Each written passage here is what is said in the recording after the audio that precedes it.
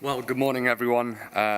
Great to be here and great evening last night. Thank you so much for arranging this, for using your voice for what I think is a really important subject for us as humans, society and businesses. My name is Ben Cooley. I am Chief Executive of Hope for Justice, which is an international anti-trafficking organisation, modern slavery organisation. We operate in 9 countries, 23 locations. We reach about 37,000 people through our programs every year. We have aftercare facilities, rescue projects, rescuing victims from sex trafficking, forced labour, domestic servitude. We operate here in the UK and then in these other countries. We predominantly specialise now with children and victims that have been sex trafficked in the developing world. But I wanted to tell a little bit of a story, if I can, of our engagement here in the UK. Just from some of the comments this morning about how slavery here in the UK and some of the modern slavery statements that have been shared that slavery can't be here because, or it can't be in my supply chain because I source from England or I use British manufacturing.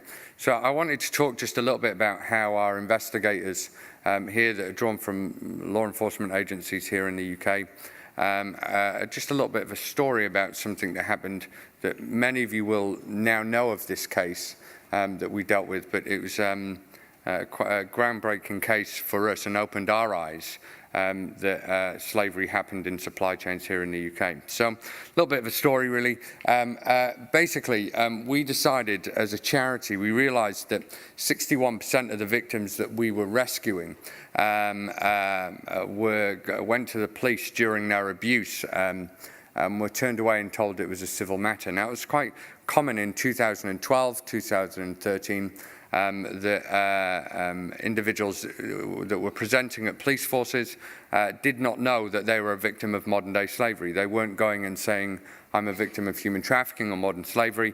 They were saying things like, they've got my passport, I'm not getting paid. And so we decided to set up an office in West Yorkshire. In the first year of operating, we rescued 110 victims of modern-day slavery, the youngest being 3 months old and the oldest being 58 years old. And it really was a mixture between forced labour, domestic servitude, and sexual exploitation. We then took our shared learning. I took on the ex-chief superintendent of that area, and we approached Mark Burns-Williamson, who's the police and crime commissioner, and we offered to do 3 things really to work with West Yorkshire to capacity build. One, to train the police force on how to identify victims of modern-day slavery, but more than that, how to deal with victims of this crime.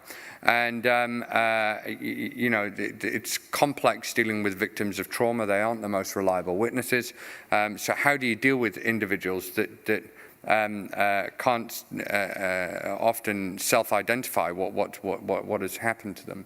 Second thing that we did was we set up a network to start a round-the-table discussion on what the problems were in that local area and how could we start resolving those issues. And I'm a firm believer in joint partnership working. It's amazing how far you can get if no one cares who gets the credit.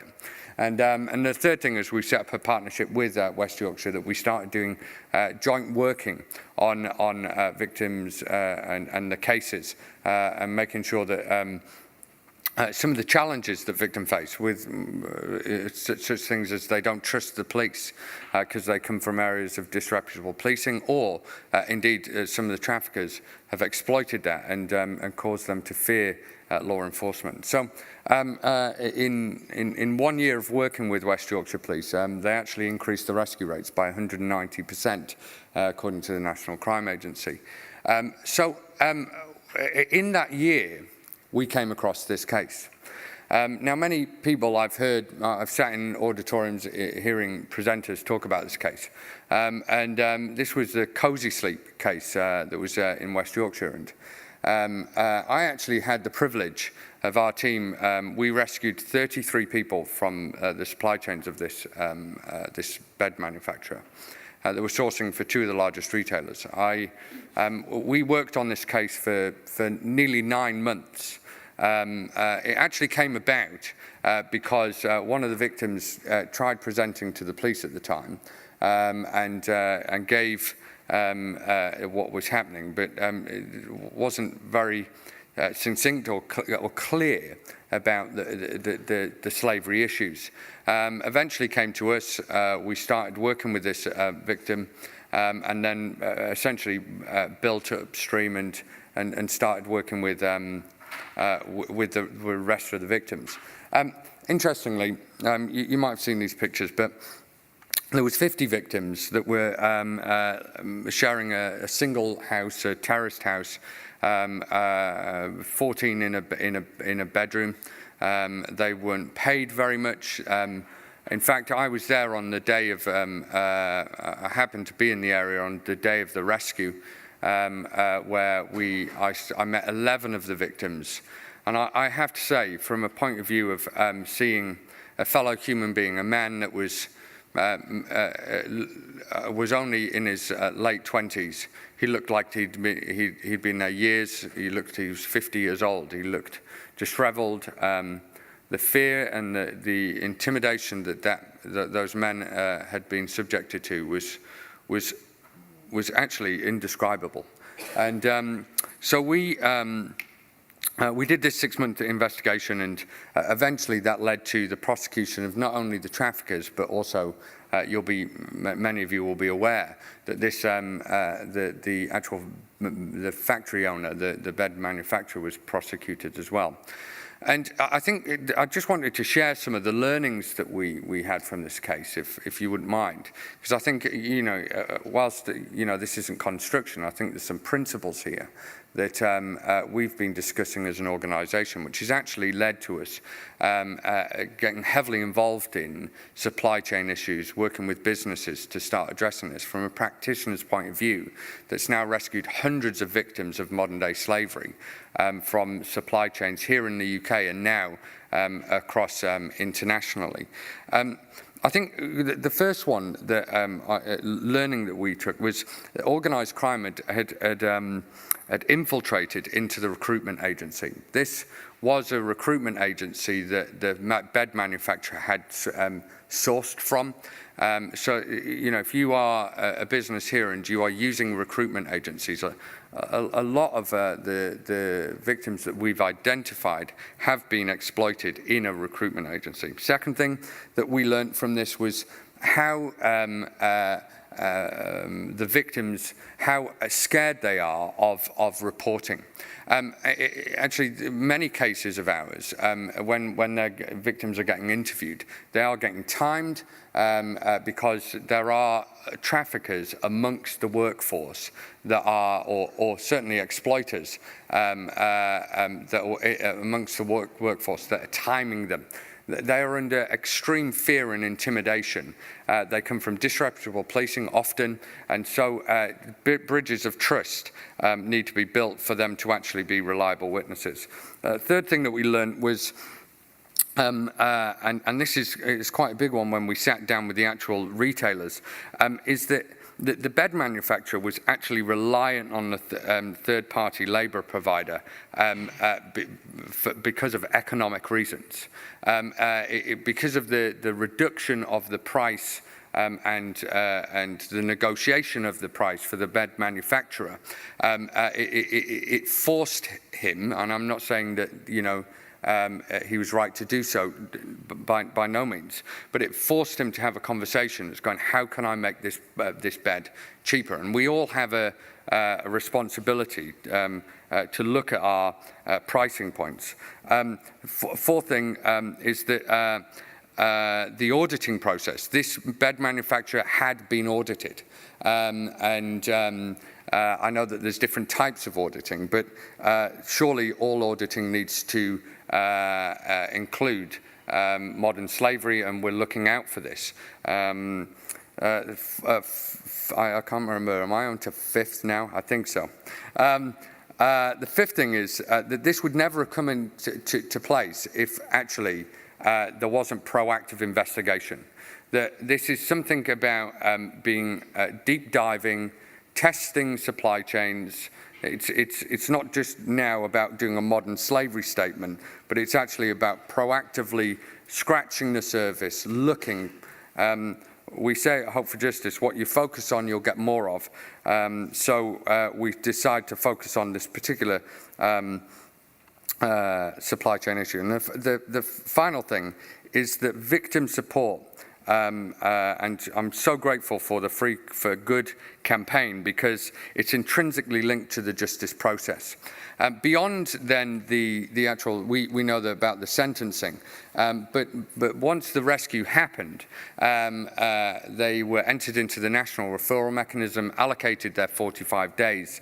And this case would never have come to court if it wasn't then the follow-up with the victims of this crime. And so we actually had to find 18 houses for these individuals. But this was before the wonderful initiative of the co-op that we're part of, but we found them employment.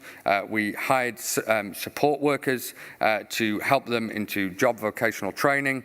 And now over 80% of them are in full-time employment, and they are beginning to rebuild their life many years after their exploitation. This has led us to essentially look at to look at the strategy for businesses, and we've now done complex investigations into supply chains all over the world, in Southeast Asia with construction, into Africa, and here in the UK. And we now are working with companies, and beyond the modern slavery statement, I love the fact that we do now have Section 54, and you know, I think it's a good step forward. But now to see it through, to work towards a slave-free supply chain, which is, I'm sure, why we're all here. I think there's a few things that we're helping businesses do better due diligence, which includes auditing, investigations into your supply chains, deep diving, threat assessments, training, risk and compliance, victim remuneration, which I think is a really key one that that businesses need to have a solution for, is when we find them, and we will find them, what do we do with victims of modern day slavery, and how do we help them to flourish? And a partner strategy. A lot of our now companies that are working with us, they're sourcing from their tier 1, tier 2, tier 3 suppliers, our well-known brands. How do they do a relationship strategy, a partnership strategy to help end slavery in their supply chains?